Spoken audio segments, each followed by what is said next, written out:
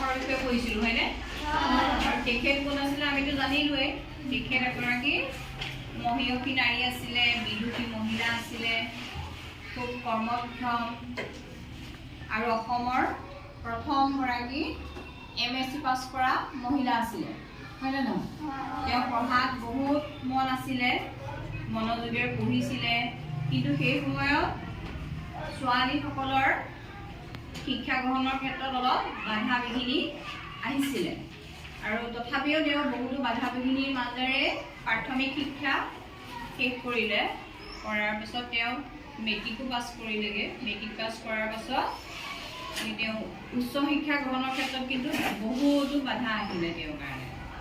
সেই সময়ত ছোৱালীয়ে পঢ়িবৰ কাৰণে অসমত কোনো কলেজেই নাছিলে। তেওঁ কটন কলেজলৈ গৈছিলে, তাত সেই সময়ত ল'ৰাৰ পঢ়াৰহে ব্যৱস্থা আছিলে। সেইকাৰণে তেওঁ তাত নামভৰ্তি কৰিব নোৱাৰিলে। কিন্তু তেওঁ যি পঢ়াৰ প্ৰতি আগ্ৰহ আছিলে, তেওঁ কোনেও বাধা দি ৰাখিব নোৱাৰিলে।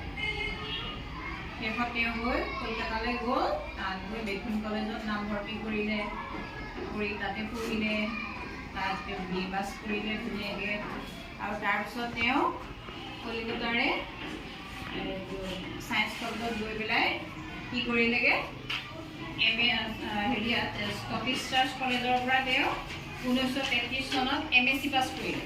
আৰু তেওঁ হৈছে প্ৰথম অসমীয়া মহিলা MSc পাছ কৰা।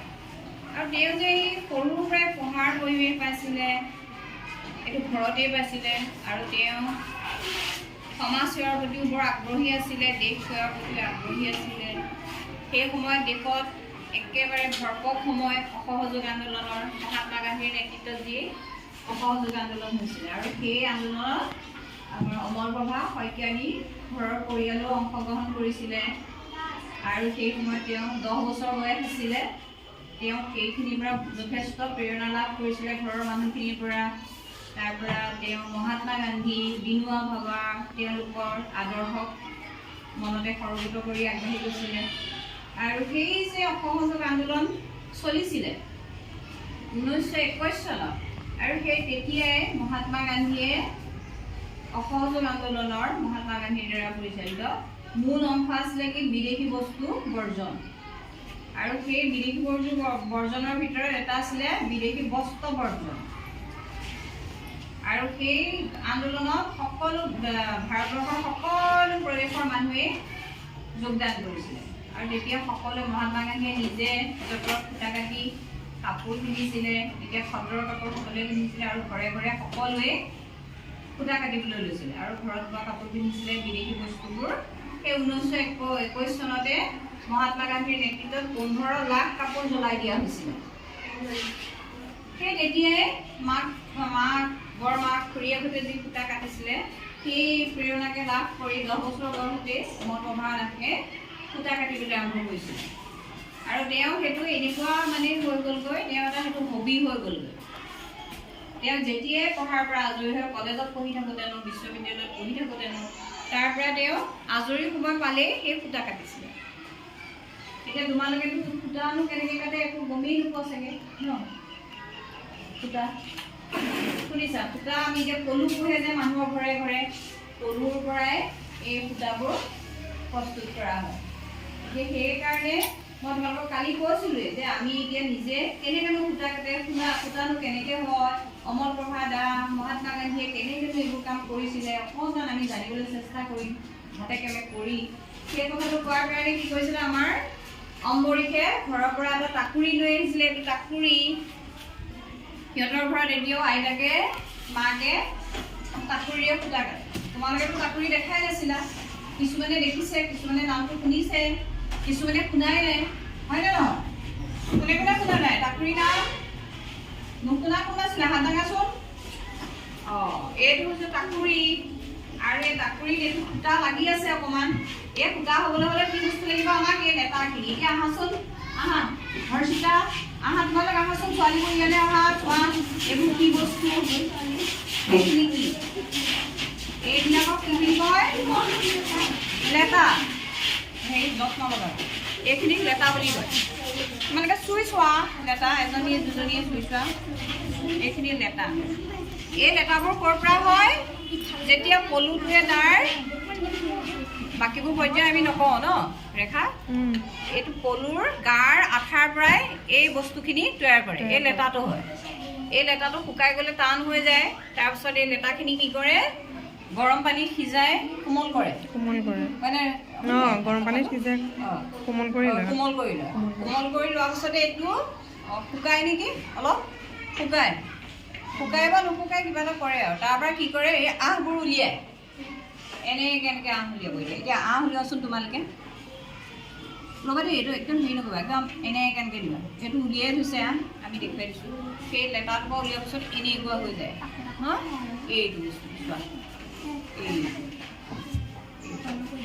এনেকৈ ওলাব এনেকৈ ওলাব এনেকৈ উলিয়াই থোৱাচোন বহল বহলকৈ উলিওৱা জলদি উলিওৱা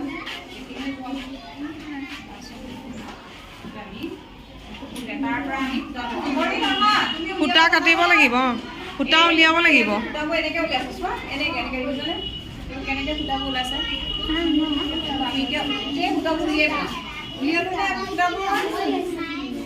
সূতাটো উলিয়াই ইয়াত জাপি যাবা এনেকৈ জাপি দিবা এইটো আহটো উলিয়াইছোঁ আমি তাৰ পৰা আকৌ সূতাটো উলিয়াবগৈ লাগিব সূতা উলিয়াম নহয় চোৱা এতিয়া ইমান ধুনীয়া লাগিছে নাই দেখিবলৈতো ভাল লাগিছেনে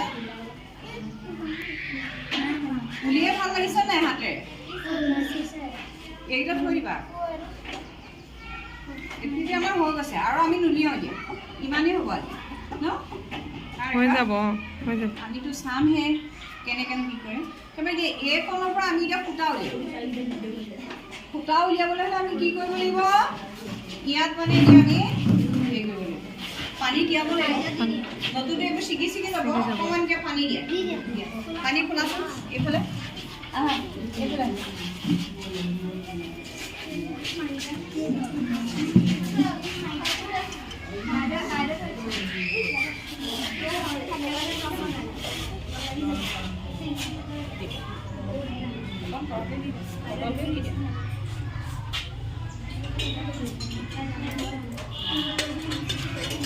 এইটো হ'ল আমাৰ এতিয়া কপাহখিনি আমি হেৰিখিনি আমখিনি তিয়াই ল'লোঁ লোৱাৰ পিছত মাৰি দিওঁ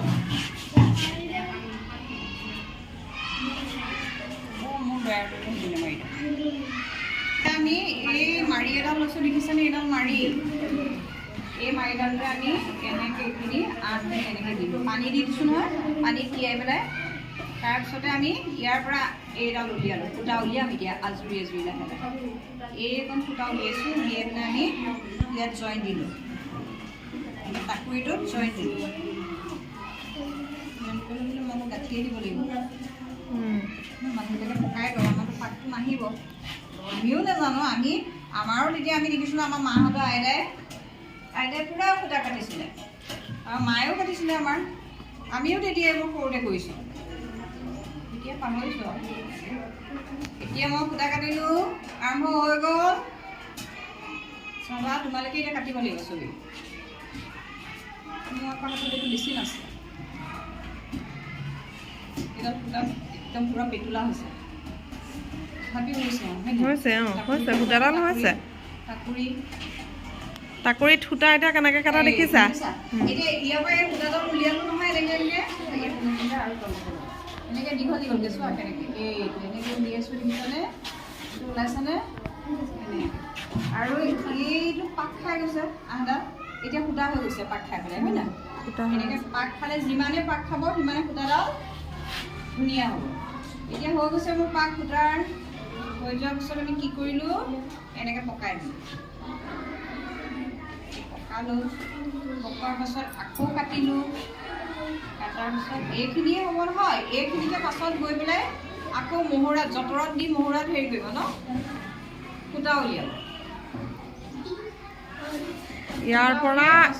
ইয়াৰ পৰা উঘালে নিব হয় না উঘাৰ পৰা মহুৰাৰ পাছত মাকুত যাব মাকুত তাৰ পৰা আৰু তাঁতত বৈ কাপোৰ তৈয়াৰ কৰিব ডাঙৰ কাপোৰ এখন হ'ব ডাঙৰ কাপোৰখন হোৱাৰ পাছত দেখিছানে নাই চবেই চাইছানে ডাঙৰ কাপোৰখন ল'ৰাখিনি অহা নাই যে ডাঙৰ কাপোৰখিনি হোৱাৰ পাছতে যাকে যেনেকৈ কাপোৰ লাগে কাৰোবাক যদি লাগে সেইবোৰ আমি নাজানো যে ভালকৈ দেখিছা খৰি কৰিলাহঁতৰ কি কৰিব চেষ্টাটো কৰিছোঁ। এতিয়া এইটো হৈ গৈছে মোৰ ফালৰ পৰা।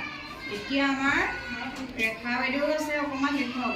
সেই ডাঙৰ কাপোৰখনৰ পৰাই কি কৰি মানি এইটো আমাৰ নিজৰ মতে আৰু কাৰোবাক মেখেলা চাদৰ গামোচাৰ কাৰণে গামোচা বব, তেনেকৈ নিজৰ জোখত আমি কাপোৰ কাটি কাটি বনাই দিওঁ আৰু তাৰপৰা আমি মেচিনত চিলাই আমি পিন্ধোঁ আৰু। এতিয়া চাদৰ মেখেলা এইবোৰ পিন্ধিছোঁ যে এইবোৰতো আৰু তাঁততে বোৱা গোটেইখিনি ন। চোৱাচোন কিমান ধুনীয়া ফুল আছে, কি বাচিছে, ভালো লাগিছে আকৌ ন। ভাল লাগিছে নে নাই কোৱা? কিন্তু বহুত ভাল লাগিছে। তোমালোকৰ সিহঁতকে দিয়ক, জুৰি বা কোনোবাই হৰষিতা হেৰি কৰি চাবা আৰু সেই কৰি চোৱাচোন, কৰি চোৱা। আহা আহা এনেকে লাহে লাহে, বেছি জোৰ নহয়। আহা নাথাকে আৰু সেই আহা। অঁ ইমান ভয় নাই, এইটো এনেকে দিম। আহা কি কোনে টুকুৰা আৰু থলে আহা। অমৰিক তুমি আহা, তুমি আনিছা এই অমৰিকে ধুনীয়াকে জানে। অমৰিক আহা কৰি চোৱা আহি। চোৱা তেতিয়া অমল প্ৰভা দা 10 বছৰীয়া আছিলে, তোমালোকৰ ফালে সমান বয়স, তেওঁ কৰিছে। আমিও সেইটো আৰু সেই জুৰি কি হ'ল আমিও কৰিছিলোঁ আৰু আমি এতিয়াও কৰিছোঁ। পুৰমীয়া জানানে? MA পাছ কৰাৰ পাছতো এইখিনি কৰি আছিলে। পুৰমী জানা? অমৰিকে কৰিব। অমৰিকা কৰিব। ছোৱালীহঁতে এতিয়া লাজ পাব, অমৰিকে ধুনীয়াকে সূতা কাটি দেখুৱাই দিব। এই অমৰিকে আনিছিলে টাকুৰিটো, সূতা আইতাকৰ পৰা আনি দিছে ইমান ধুনীয়াকে। গুড বয় দেই। মোতকে ভালকেহে জানে অম্বৰিকে। টাকুৰিটোৱে মন দুষ্ট কৰিছে আৰু কিবা তাপাকো দি লৈছে। নতুন মানুহ পাইছে আৰু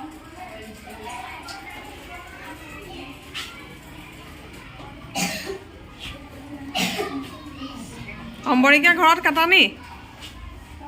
আইতাহঁতৰ লগত মাহঁতৰ লগত কাটা?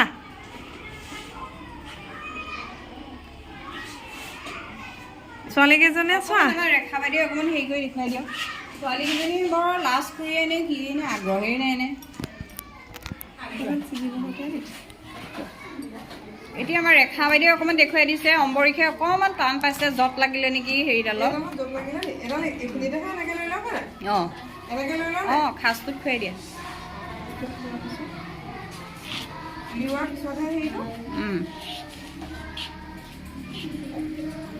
ঘূৰোৱাটো বেছি জোৰকৈ ঘূৰাব নালাগে আৰু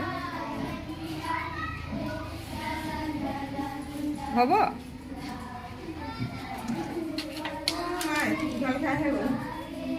ৰেখা বাইদেউ এইটো প্ৰেক্টিচ নাই নহয়, এতিয়া ইমান দিন দেখাই নাই কোনো, আমিও দেখা নাই। আমিও আজি 40 বছৰ বা 45 বছৰ মূৰতহে দেখিছোঁ।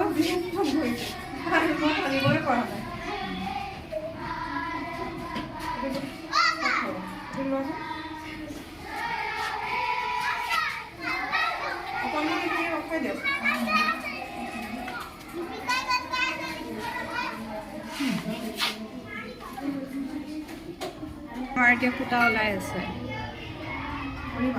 দেখিছা কিমান ধুনীয়াকৈ ওলাইছে। চোৱাচোন সূতাবোৰ।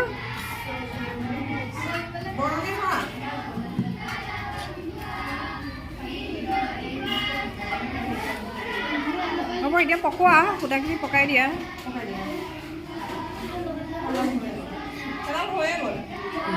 ডাঠ হ'ল খালি, এডাল সূতা অকণমান ডাঠ হ'ল।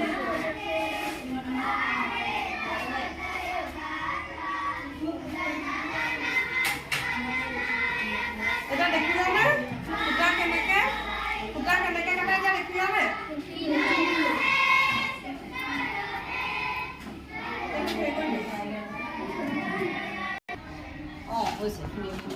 সেয়া আমাৰ হৰ্ষিতাই যত্ন কৰিছে, পাৰিছে হৰ্ষিতাই সূতাটো উলিয়াব জানিছে। ধুনীয়া হৈছে, ধুনীয়া হৈছে, হাত তালি। অঁ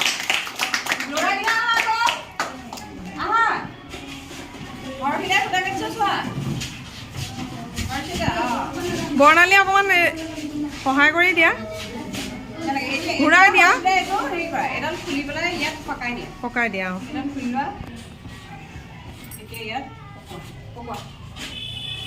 এয়া আমাৰ হৰ্ষিতাই সূতা কাটিলে, সূতা হৈ গ'ল, দেখিলানে?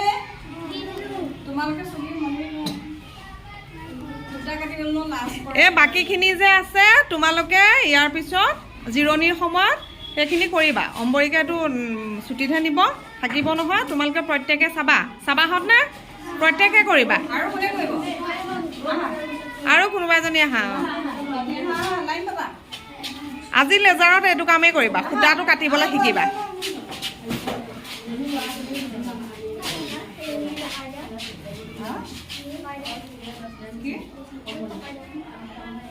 পকাই দিলে মইনো পকাই দিলে কি হ'ব? এইটুকুৰা কৰা। এডাল ধৰি লোৱা। বাইদেউ ফালে দিয়া, বাইদেউ উলিওৱা।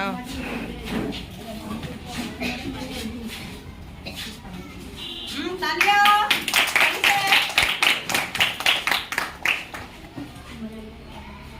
এয়া আমাৰ চম্পি দিয়ে সূতা কাটিছে। ধুনীয়া হৈছে এৰী চাদৰ ববলৈ। একদম শকত সূতা হৈছে ন? ইহঁতি বব জানিব। এতিয়া সূতা হৈ গ'ল। আমাৰ পঞ্চম শ্ৰেণীৰ ছাত্ৰীসকলে এৰী কাপোৰ বৈ দিব। সূতা হৈয়ে গ'ল। সূতা হৈয়ে গ'ল। এতিয়া নিব লাগে আৰু তাঁতত বব লাগে আৰু। এতিয়া সূতাটো এনেকে দি দিয়া, এনেকে ৰ'বা অকণ পাক খাবলৈ দিয়া। এতিয়া হ'ব, তুমি পকাই দিয়া। হ'ব। আৰুহিয়ে এয়া এতিয়া আমাৰ আৰুহিয়ে কাটিছে সূতা। আৰুহিয়ে দোকানত কাটিছে, চাবলৈ নাই, মিলিয়ে গৈছে এফালৰ পৰা।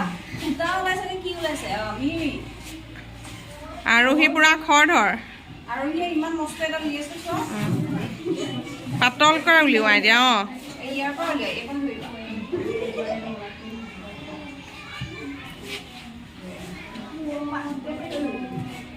মৰণ আছে, ধাপ মাৰে। টাকুৰিটো গুড গাৰ্ল। আমাৰ আৰুহিয়েও উলিয়ালে তালিয়া।